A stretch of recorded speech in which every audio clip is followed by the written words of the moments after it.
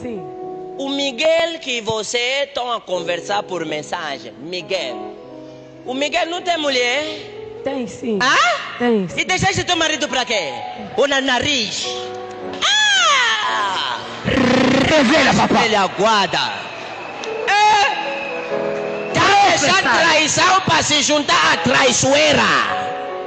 Isso assim é solução?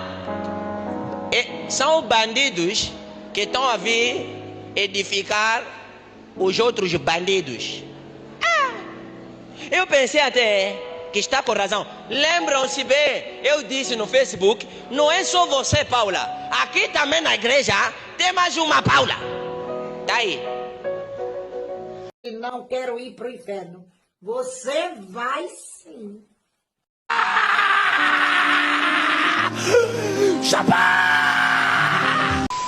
Isso é tudo bem, pessoal.